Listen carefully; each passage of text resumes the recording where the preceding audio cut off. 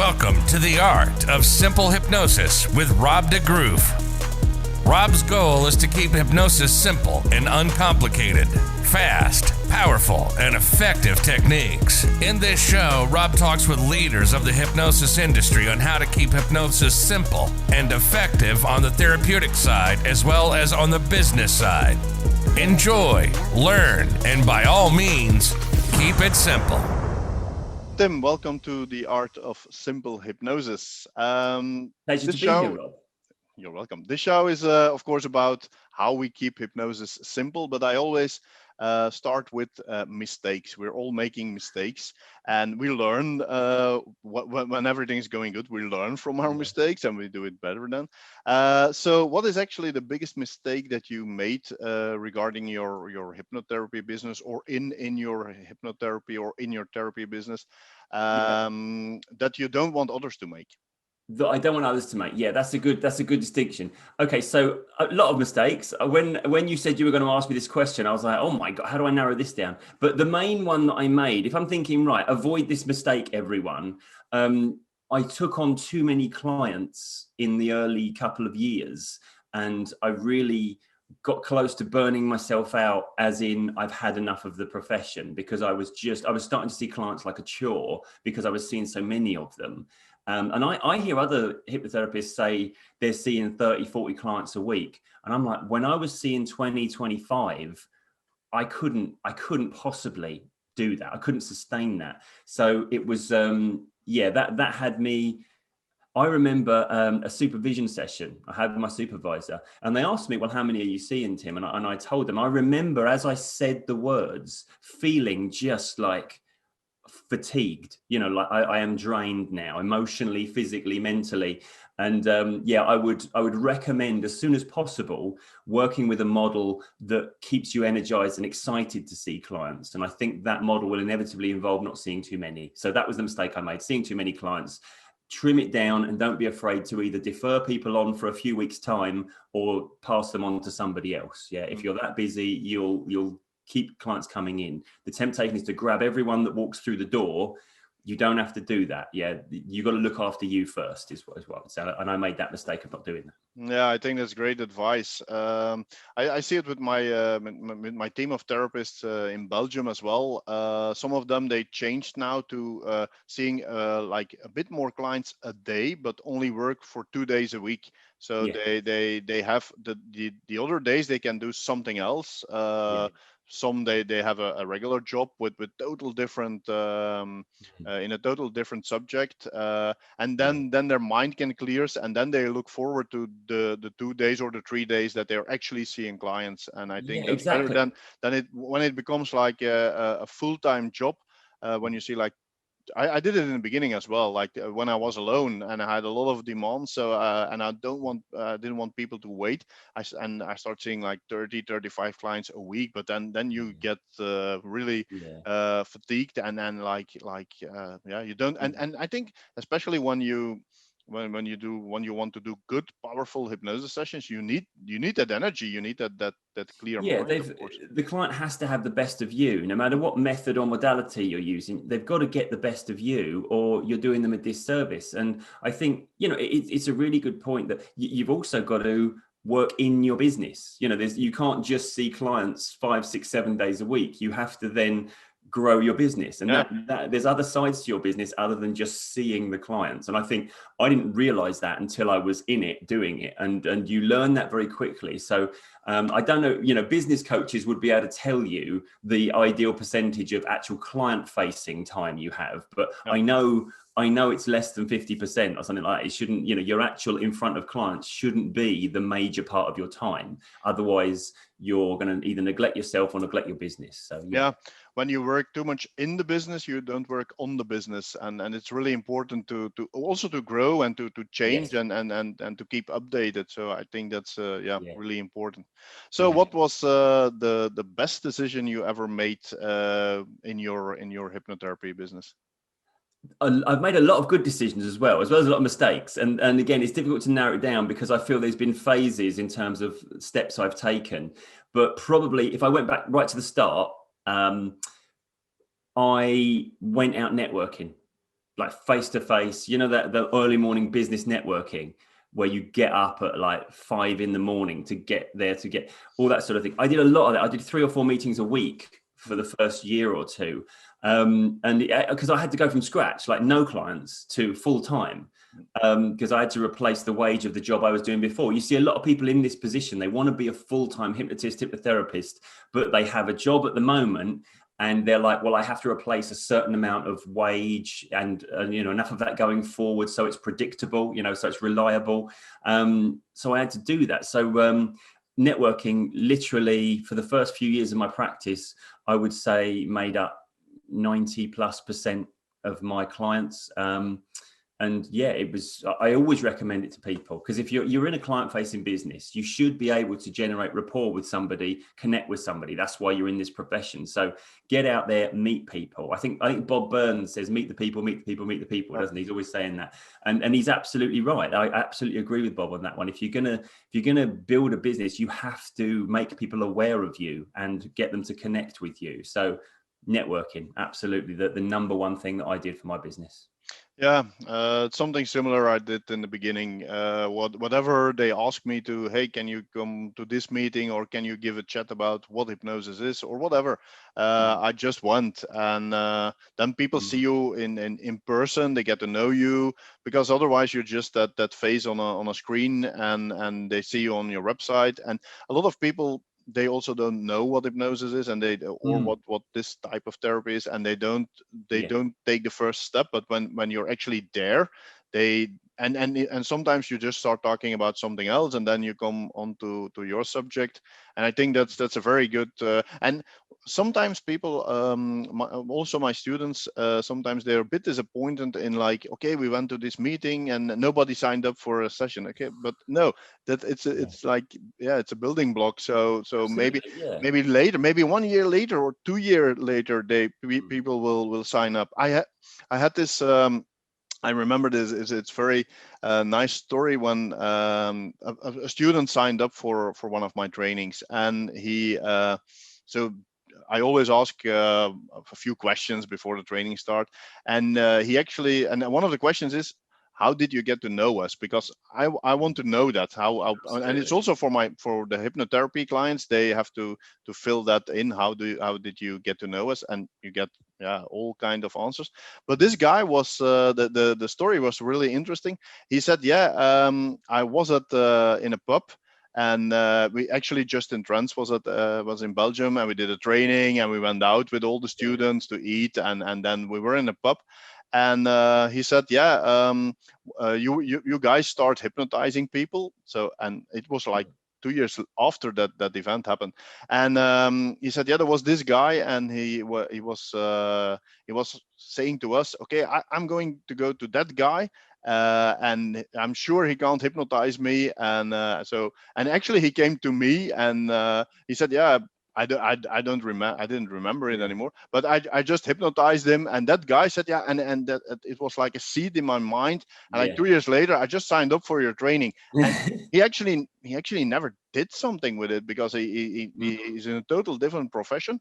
But it needs time sometimes. And the same with hypnotherapy clients. When you do like a presentation at a service club or something, people might sign up 2 years later, but and actually something you need to do. It's any form of marketing. You have to be, it's like social media. We're not going to see one post of yours and say, right, I'm going to spend hundreds of pounds with you. No. You have to be consistent, and it's no different face-to-face or online. You have to be there regularly, get to know the person, build a relationship with them, and then they'll start to trust you. It's like saying, why don't I buy double glazing from the guy that knocked on my front door that day? Because you don't know him, because you haven't actually, you got no idea of his services or the quality of them, or him, or the trustworthy nature of him. And you've got to get to know people before you buy from them. So, and some people say to me, oh, it's a lot of effort for, it's a bit of a waste of time, and it's like, so what else are you doing between 6 and 8 o'clock in the morning? Are you busy doing other things that you can't be there wasting 2 hours of your time? Because, I'm that sort of person. I don't know what to do business wise, but if you can point me in the direction, I have infinite energy, because I want to get there. And so as soon as somebody said, come networking, that's the thing. I was like, right, I won't question whether it's the right thing or not. I'll just do it, and I'll completely jump all in. And probably that's why people started referring to me, because they could see I was there to engage and take it seriously.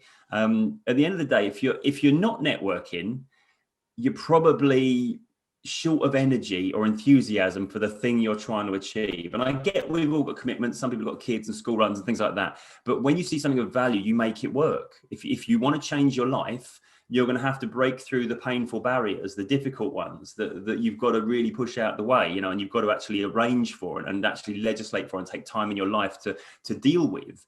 Do it, because, you know, there's only one reason. If you're in this business and you've not got enough business, there's only one reason, because you're not doing enough to get the business. And I'm not a business guy. I feel like I've suddenly started talking about business, but you know, I know that what I did, the thing that got me business was the energy I gave to meeting people and spreading the word about what I do. Definitely. Yeah, and those type of meetings, you also get ideas from others. Sometimes there is this guy and he's telling a story, and he's just like maybe like the double glass salesman, and he says, yeah, I got clients doing this and this, and then you can, oh, maybe I can adapt that to my business in a different way, of course, and you get those ideas. And I think that's when you just stay at your own office all the time, you don't go out there, you don't get the ideas. It's the same with the previous interview was with Scott Sandland, when we talked about going to hypnosis conventions, because whenever I go to a convention, I returned with so much ideas, and those ideas mostly they just come from just chatting with people, just in the hallway, or of course you go to the presentations, but you talk with other people and they give you ideas, they can point you in a good direction, business wise, or just with another therapy tool, whatever. So I think that's really important. A lot of people, they sign up for a training, they create a website, and then they just sit and wait on the telephone, but that's not going to work, because there are so many other people out there that can help the potential clients. And if you're not there, the most common thing you get in our profession is the idea that I'm going to set my website up and I'm going to search engine optimize it really well, and it's going to bring me a lot of business. Right? Forget that. That's not going to happen. Yeah. Or I'm going to join my hypnotherapy governing body, have my listing on their site, and the clients will find me through that. Forget that. That's not going to happen. You've got to find your clients. Nobody's going to come knocking on your door. Now, don't get me wrong. Eventually they do. When you've got a big enough reputation, people hunt you down globally and eventually, but you're not there yet. You're day one. You've got to knock on doors and introduce yourself to people and say, look, this is me. And you've got to get to know them. Otherwise, you've got no chance. This is a client-facing job we do. We build relationships. We should be good at this, you know, so we just got to get out there and do it, you know. Yeah, that's really important. Yeah. Okay, let's talk about hypnosis. So yeah, the name of the show is The Art of Simple Hypnosis. What good tip or advice can you give our viewers to simplify hypnosis? Okay, everything about what I do is keeping it simple. So there's a lot of things I do to simplify it. Not just because I'm a very simple thinker, but because I tend to think the results we get improve the simpler we keep things. The reason people have got an issue is because they're lost in their complexity right now. So our job is to simplify things for them as well as simplify things for us. The biggest thing that simplified my practice, I got rid of any trance process, and that simplified things massively for me. It took away all the ambiguity with what I was dealing with. It helped. I think it helped get me better results, not because it's a better method, but because it resonated better with me. There were less times in a session when I was like, what the hell's going on here? You know, that sort of thing. I felt like, you know, if I wasn't in control, at least they were in control. So somebody was in control rather than it, you know, going haywire. And it just massively simplified my process, because then I wasn't trying to find a particular technique or method within hypnosis for this particular issue or that particular issue. I was simply dealing with having a conversation with the person and with their subconscious, and dealing with what are the issues that stop us changing at the moment and getting rid of them. And it just massively made it a more free-flowing and maybe intuitive way of working for me as well. It seemed very natural to work without any eyes closed trance process. But that was the thing for me, to be fair. That was the way. Okay, so that's actually a great gateway to the topic that we are going to discuss: working without the trance. So Yes. you don't do an induction, you obviously don't do an exduction. Then No. maybe you can tell a bit about how you start doing this. Why? Yeah, you said already why, because of complexity. But when did you start doing this, and what are the and how do you work with people?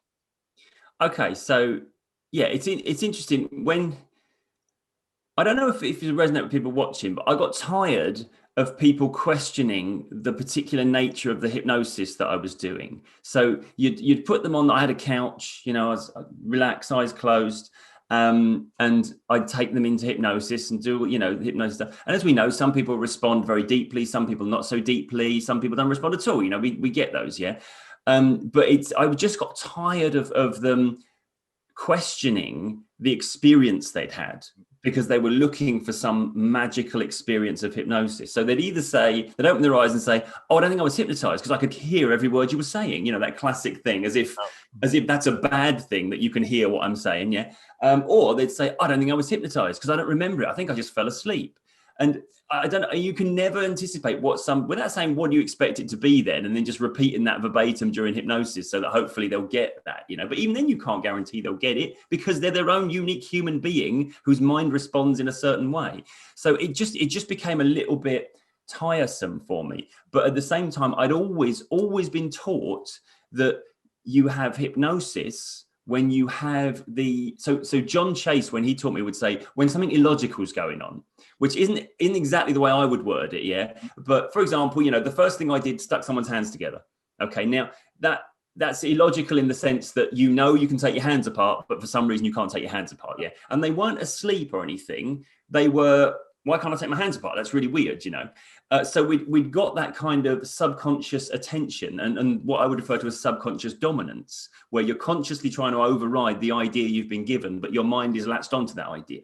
And so there'd always been that bit of me thinking, well, hang on, if I'm there, if I'm dealing with your subconscious, why do I then have to put you to sleep or into a trance or anything like that? And it didn't sit right with me. So I just experimented with eliminating that part of the process, because the way I was working anyway, it didn't necessitate that. It wasn't like I needed you to be unconscious or out for the count, or I just needed some kind of ideomotor response to confirm that this was your subconscious doing this rather than your conscious. And it was when I started doing that and realizing that the trance aspect of it was kind of redundant in my eyes, then it's like, well, me being the keep it simple guy, well, let's eradicate the unnecessary, because that just now gives me something to sell to somebody that I don't believe in. Yeah. So I got rid of, because I couldn't work with that anymore. Then once you realize that, you're like, well, I can't just do some sort of pantomime that I don't believe in. Now, you say I don't do induction or exduction. You could argue it's an induction. It just doesn't include any eyes closed or deepening down. You could argue that, and this is the thing, I'm absolutely certain I could show you what I do. I show a room full of hypnotists what I do, and they'd probably be split down the middle as to whether or not it was hypnosis. Okay, I get that. I'm okay with that. I don't need an hour-long discussion and a day discussion. Yeah, is it hypnosis? Is it not? Yeah, okay. Exactly. Although probably they'd be more polite than they would be if we were just discussing it online in a Facebook group, probably. But anyway, hopefully. But so it's like I don't need to label what I do. And to be fair, the longer I go on, the more I start to talk about it being more of like a mind coaching technique than a hypnosis hypnosis technique, because I'm aware that if you look in the dictionary, what it defines, I'm not doing that. So I'm like, I'm okay with not doing that. I don't mind, so I'm just happy to work with people, work with their subconscious, and get it done, if you know what I mean. But I tell you that the other two things that I like about it, first of all, it gets the client involved in as much as if I'm confused, if something's going on and I'm like, what's that? I'm very happy to say, wow, I don't know what's going on now. What do you think's going on? And they know. Yeah. I mean, I've been sitting there with a client before and something will move, and I'll be like, oh, what's that? And he's like, oh my God, that's money. I was like, what do you mean by that's money? And it was absolutely him becoming very aware of it's my concerns about running out of money that is creating my anxiety, et cetera, you know. So the client can fill in the blanks for you and you can know where to go. Second reason, as therapists, I'm doing this a lot already. We're meant to empower our clients, aren't we? We're always saying this is you making the changes, not me. Or hopefully we are. Even the most direct and power-based hypnotist should hopefully be pointing out to the client that we're not actually doing anything to their brain. It's their mind creating the changes. Yeah, of course. But then, of course, we say, right, sit on the couch, close your eyes, go to sleep. When you wake up, everything will be fixed. And it's like, that's not tremendously empowering. I might be saying it's your mind doing it, but I'm then acting as if it's me doing it. Yeah. So for my model, I want the client to be involved 100% with their own change, to the point where they're there, they're present, they're involved in it. So at the end of it, when they say, oh my God, it's amazing, I can't believe it, thank you, I'm like, well, you did it. And they believe me when I say it because they were there and they witnessed it and they felt it and they did it. Yeah. So it's one of those things where there's a whole number of reasons why I prefer working this way. But if you had to just say, right, what's the most important reason? Probably the fact that it fully empowers the client without us having to sell any idea like that to them. They know it. Yeah. You answered my questions. My next questions already a bit in what you just said, but you probably had clients who saw other hypnotherapists before, and then they come to you and you do something totally different. And then don't you get the reaction a lot like, hey, but was this really hypnosis what you did? Or because that the other guy, I had to lay down, close my eyes. But of course, you already just explained that you're calling it a bit different nowadays. Yeah. But So of course, people know you also as a hypnotherapist or as a hypnotist. So yeah, well, this is the thing. So you're absolutely right. Some people, it's not often, to be fair, it's not often that people comment on whether the method was what they expected or not. They'll always say that's weird.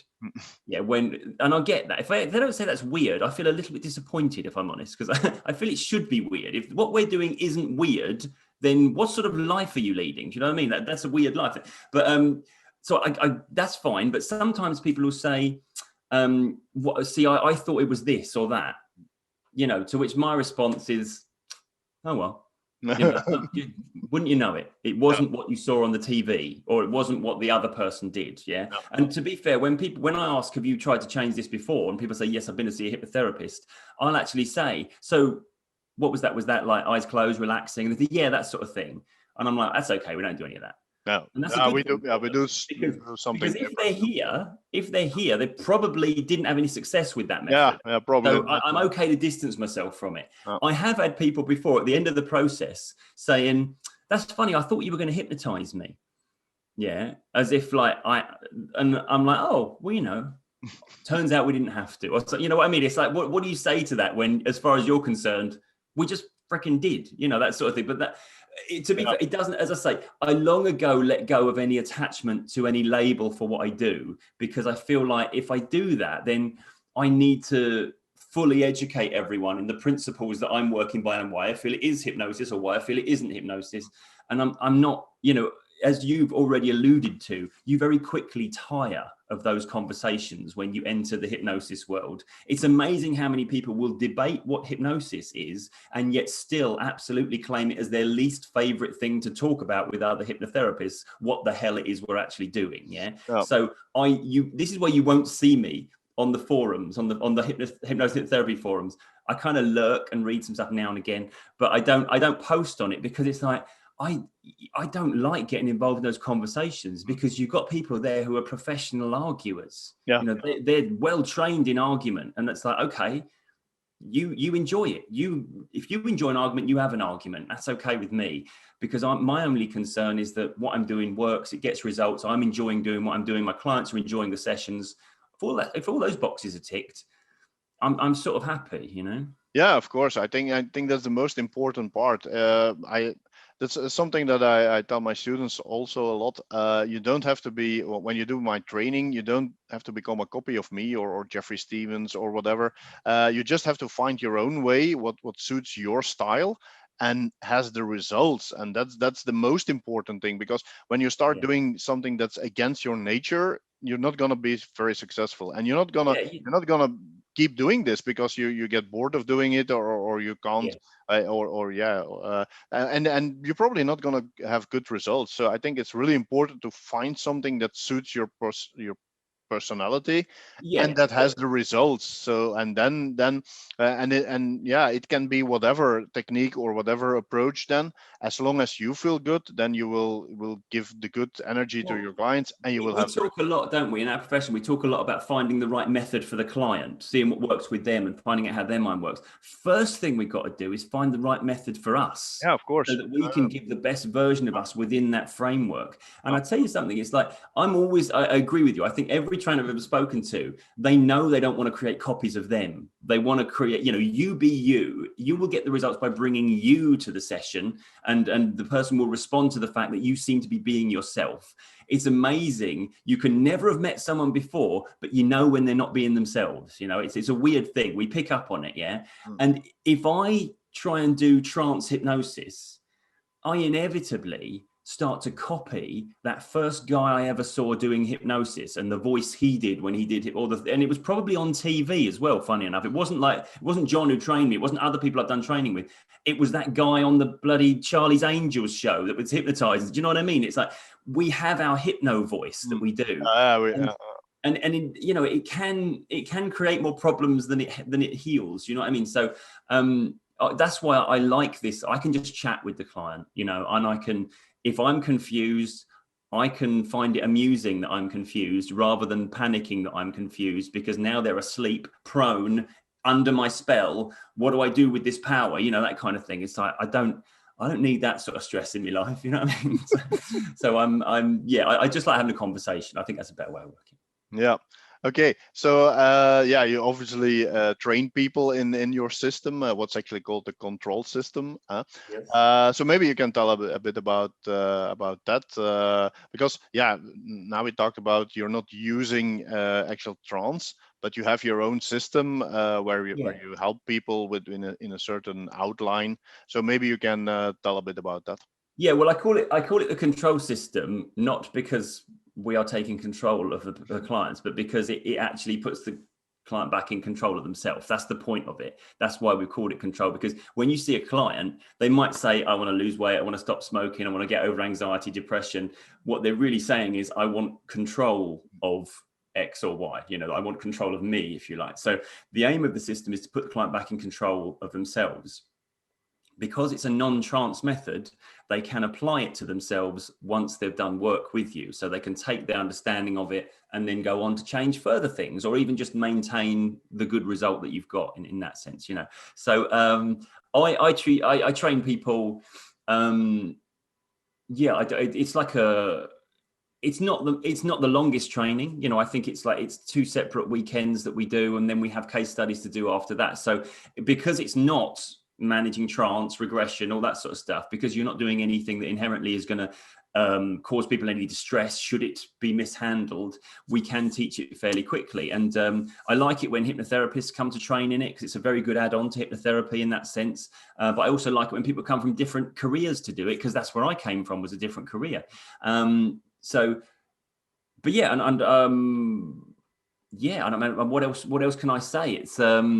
It's all online at the moment, isn't it, as well? So that's interesting. That was an interesting challenge. But again, I think this method, because it's eyes open, it's wide awake, it's easier to manage online than a trance session, because you haven't got to manage the environment of the person whose screen you're on the other side of now. If somebody walks into the room, they're just like, all right, get out. It's like, there's nothing to manage. Like, and if our connection drops, you will open your eyes, you'll come out of hypnosis, you'll reconnect. You don't have to do any of those safety measures, because you're just like, we're like we are now. Yeah. If something gets interrupted, we'd reconnect, and that's that. So that's pretty good. It's worked out quite well online. And I started doing this about 4 or 5 years ago, I think, training people in this method, because I'd used the method for 2 or 3 years prior to that. So I'd sort of, I'd done it, and I was running workshops for people to learn it as a method for them, for personal change, and they were going really well. And I started to get therapists come along to them, because they were being told about it. And when they did the day, they were like, do you work with clients this way? And I'm like, yeah, you know, there's individual protocols for working with someone else rather than working on yourself. But yeah, I do. And that's when I started training other people, just because there was requests to do it. And now we've got something like 90 practitioners worldwide. Yeah, and you've got to, it's one of those things where, because it's got my name on it, the method, I can't just have you turn up and win the certificate for being there. You know, you've got to actually prove competence and do some case studies and things like that. So it does, not everyone that goes through the process qualifies, you know, which I'm kind of, I used to get annoyed about, you know, when you do this thing and people come in and you're like, why aren't you doing anything with it? Why, you know, and it's like, well, it's not right for everyone to do that. They're not in that place. So I'm kind of over that idea that I'm trying to get everyone qualified now. And we have a fairly good hit rate, but it's, you know, you've got to prove competence. I've got to make sure that you're doing the system properly. Otherwise, you know, it will just get a bad rep. I don't want that. I think that it's a common thing that a lot of people do trainings, but maybe they use parts of your system, but they don't use the entire system. Or their business model is just different. They only work in 2 sessions or whatever. Sometimes they and then they don't make the effort of doing the certification. This is the thing. I know myself. I've done trainings where I've taken bits of it, like, I like that. I'll leave the rest of that. That's not for me, but I like that one idea or something like that. And I think when we put a system together, we're inevitably drawing in ideas from things that we've seen and people that we've been influenced by. But I think it's probably how we put that together. And I do think the one thing that's different about this way of doing it, apart from the non-trance model and everything, I think I have a slightly different idea of the role of the subconscious in our change. And I don't, maybe I'm overselling that, but there's definitely a slightly different perspective on the way I'm dealing with the subconscious than a lot of other hypnotists that I talk to, a lot of other hypnotherapists that I talk to. So it seems like it isn't just, oh, it's because you're doing it eyes open, that's your method. There are several other things that fall in line with a particular way of looking at your relationship with your own subconscious. And these several things, they fall in line with that idea. They all sort of knock on from that. So it's one of those things where it's a full protocol, as in from moment of first contact to signing off. The whole thing is like step by step by step.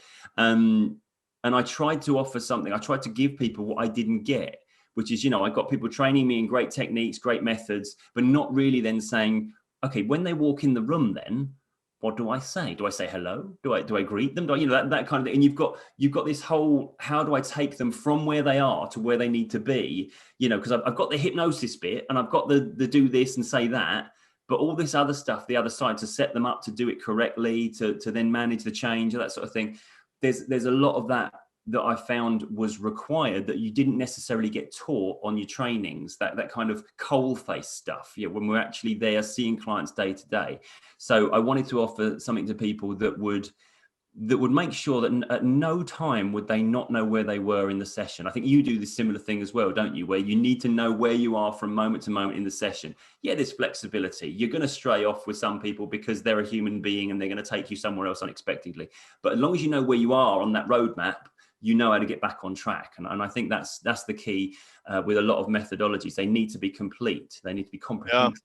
Yeah. I think in everything that I am teaching to my students, also the new things that I'm creating, I always want to give them actually an outline, so they know exactly where they are in the process, but they still can fill in the blanks themselves. And because I don't like to give them like, here is all the text that you need to say, because then it's not congruent, and it's not them saying it, it's just my words. Not their words. So, no. And I'm actually last week I started training a brand new group of newbies. They don't know anything about it. Some of them, they know things about hypnosis, but and it's always interesting when I'm teaching him the like the magnetic hands and the magnetic fingers and things like that. So I do the demonstration and I said, okay, now it's your turn, and then I explain what things that they need to pay attention on and what they need to say, but I don't give them like here are the lines, and then they are like, okay, how can we do it? No, I said no. As long as you know what the outline is, what you want to achieve, just use your own words, because my words will not work when they come out of your mouth. You just have to find your own way, and then you go out there and practice it, and you will create your own style, and then it will work. When you just start copying my words, it will never work. Exactly. And it's like, goes back to what we're saying. People will recognize when the words you're using are not your own. They'll know it in some way. Yeah, they feel it. Yeah. Well, this is the thing. So the thing that I'm quite excited about with the whole system at the moment is that we're just taking the process now in the next couple of months to train the first people who are going to train other practitioners in different countries. So I've been doing it online. I've been traveling places, now obviously not in the last 2 years, but going to train people in other territories. But what I want to do now is, so we've got a guy in America called Anthony Gitch, who's an excellent hypnotherapist, who's going to be training the control system over in the States. And we've got a lady called Nicole Mazzucato, who's going to be training in Spain. So that she's going to be doing the first control practitioners in Spanish, which is amazing, that thought. And hopefully, depending on, because, we work closely together, I'm hoping that David Kerriman's in your team will be training control practitioners in Belgium. That's what I'd ideally like. And so there's a few people in different areas that will run the face-to-face control practitioner trainings in these different territories. And that's the thing that's exciting for me, because you start to work in a way, and I hid it from people first off, because I thought, am I doing it wrong? Should I not be doing this? Is this not allowed? And then you get the great results, and then you you tell a few people, and then they're interested, as in, no, this is different to what I'm doing. This isn't just you've copied somebody and I've done this, I've trained in this over here or there. So it is actually original in some way, in some capacity. And then you're like, oh, okay, so I'll start to train people in this, and people are interested and they're doing it. And then, of course, people are saying, right, I want to train my own practitioners in this. And suddenly you've got this thing that you came up with, in this little room with these people in front of you helping them. And now globally, there's this interest in it, and we've already got between, 8 and a dozen different territories where I know how they're going to open up now. So people in different countries won't need to hop online with me.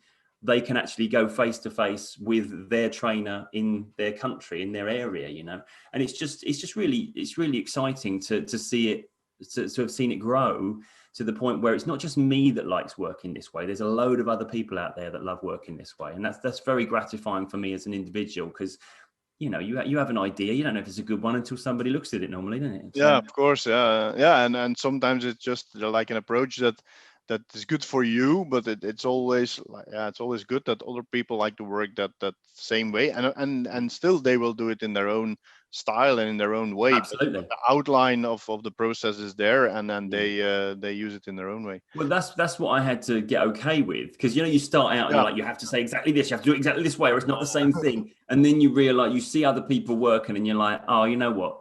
That's you doing it, isn't it? That's great. And so it's easier for me to allow them to train other people now as well, because I feel like they'll get the best version of them doing it. It's only a protocol. They can, like you say, they've got their own words, they've got their own energy, their own way of doing it.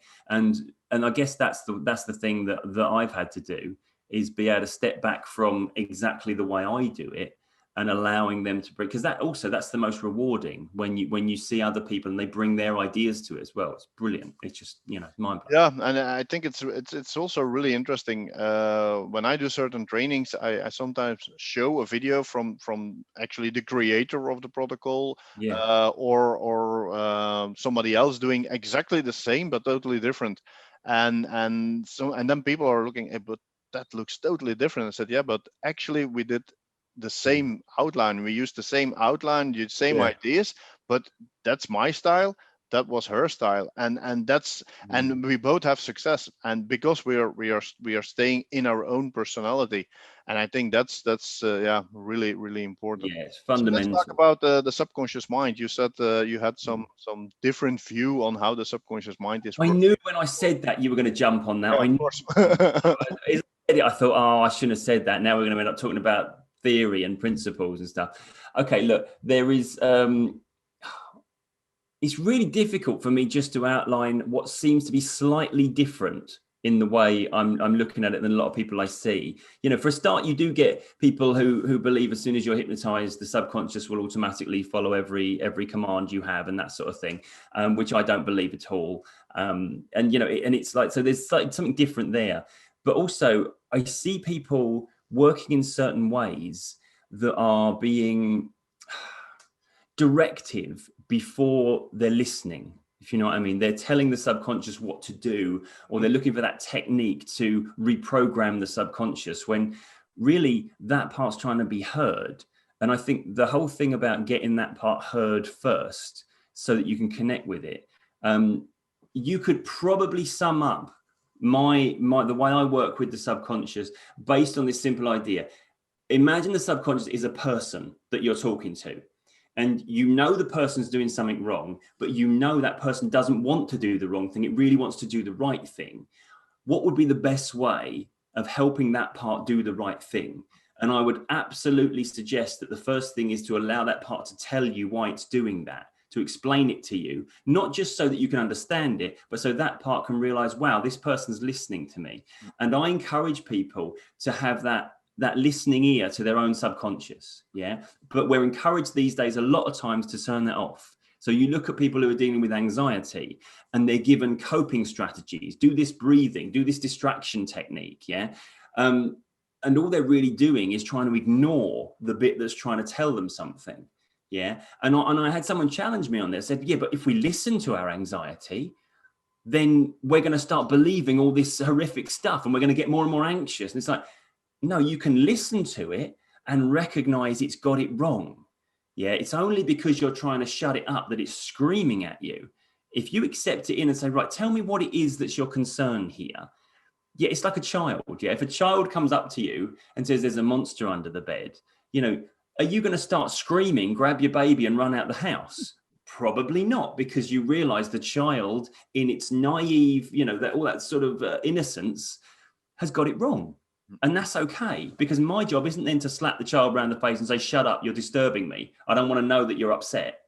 You know, your job is to listen to that part and say, right, let me tell you where you've got this wrong. Yeah. And, you know, turn the light on, look under the bed. There's no more, you know, you've got to do what's necessary to calm that part of you. Otherwise, you'll always be trying to run away from it or ignore it or stifle it. And I think that's the thing that I find is that for me, the subconscious, you work collaboratively with it. You don't direct it. You can tell it what to do, but if you're going to tell it what to do, you have to tell it like a parent that knows best. And I don't mean like harshly. I mean, because that part has to believe it's best.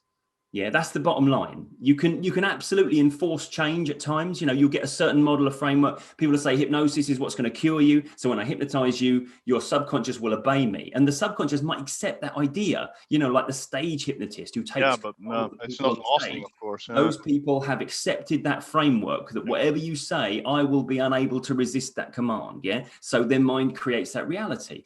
And you can get people working in that therapeutic context, and you can get a child behaving itself. But as soon as you turn away, if that child still believes what it was doing was the best thing, it will go back to doing that. So you've got to create a framework where that particular part of your mind wants this change and believes it is absolutely possible and the best thing for it. Then you won't be able to stop it happening. Yeah. So I don't think I've adequately explained the answer to your question there in terms of what I see different about the subconscious. But all I know is that when I'm talking to people about it, or when I see people posting things online about hypnosis and hypnotherapy, and I'm looking at it thinking, we clearly have a different idea of what we're doing when we're interacting, because that doesn't sit right with me. That doesn't seem like anything that I would be doing, because I wouldn't expect that to get any sort of result within the context and the framework in which I work. So apologies, that's not a good answer, but that's the best I've got for you at the moment. But I totally get what you want to say, because in my view, it's always I use quite direct hypnosis, you know. Yeah. But one of the reasons that a lot of people, they students or other hypnotherapists, they sometimes ask me questions. They said, okay, but I did this and the results were there for like a week, and then they were gone away. And I think one of the most common mistakes is we just tell the subconscious mind what to do, but we don't tell why. We don't Yeah. convince the subconscious mind that that actually the new thing is much better. And I Yeah. think most of the hypnotherapy sessions are going wrong because of the fact that we don't convince the subconscious mind of the need to change. Yes. The example that I give is also from stage hypnosis. When I teach people entertainment hypnosis in my Out of the Blue training, one of the things that I always tell them is you have to call off the suggestions, because you don't want somebody to forget his name forever or what. But actually I do forget it a lot. But it doesn't matter, because when I tell somebody now you forgot the number 4, it's just in that moment I give the subconscious mind a direct suggestion. And even when I don't call off the suggestion, the subconscious mind will not keep doing this, because you never convince the subconscious mind of the reasons of why it's better for that person. This is exactly it. When the stage hypnotist says you're going to jump up and think you're Elvis, if he died, then that person wouldn't think they were Elvis forever. No, because of course you not. know what? They know they're not. Yeah. Their subconscious is able to pretend for that short amount of time, but you haven't for a moment made that person believe they're Elvis. And this is the thing, you get people who facilitate change, and you know what, your mind can pretend to do that thing, can try and do it in the face of everything, but unless you've actually got that part believing this is the best strategy for the most happiness, then it won't remain doing it, because it doesn't believe this is the best thing. And you're absolutely right. And this is the thing that I think you're very, your inexperienced direct hypnotists believe is that, but I hypnotized them. I gave the suggestion and it didn't change. And they're like, oh, was I, the old Ellman model, they weren't deep enough in hypnosis. No, you just hadn't given them a decent reason to adopt a new strategy. And that's why it's like, I don't know. Hypnosis isn't the cure. It's the delivery method of the answer. So you better have the answer, because if all you've got is your hypnosis, you've got nothing for the client long term. So and that's absolutely, in my experience, and I'm sure in your experience as well from what you were saying. So I think a lot of the time, I feel I'm getting a bit passionate here, Rob. I'm gonna just back off, calm it down. I don't want to be that guy, I don't want to start screaming into the camera now. But that's what I think. So I do get quite passionate about it. I think that's why I invested so much time and effort into formulating and formalizing my model, because I was like, I think that's one of those things that people miss. People who get taught direct hypnosis, they think they're giving commands and new realities, and it's like, no, you're presenting ideas. You either take that idea or you don't. And this is I think it would be lovely if everyone in the world understood that to the level they need to. But all the time, and they don't, because the media presents hypnosis as mind control. So they think something else. But that's our struggle, is helping people understand that it's all within them, and they've just got it's actually it's always in them, because you can be the best therapist or the best hypnotherapist in the world, when they don't want the change, when the change is not in them, then nothing's going to happen, or when they don't want to do the work or whatever. I think that's really important. Okay, so how can people find more information about you? So how can they contact you? How can they find out about your trainings, about your system, about whatever? Right, they can get in touch with me. My website is, he's paused. What is my website? Is thecontrolsystem.co.uk. And you can find out about my trainings there, or you can message me directly about my trainings there. The next one's in July for those people who are interested. And you can find me on social media. My Instagram is @TimboxMindCoach. And the best place to actually engage with what I do is on my YouTube channel, funnily enough, which is Timbox Mind Coach. Okay, so I will post all these links in the show notes, so people just can click on it and they can find you. So Tim, thank you very much for this chat. I hope to see you soon somewhere in the world. That'd be lovely, wouldn't it? Yeah, it would be nice to see each other in real person. And We shall meet again, I'm sure. yeah, of course. We don't know when, but we will. We don't know. Hey, thank you very much. No problem, mate. It's a pleasure. Bye-bye.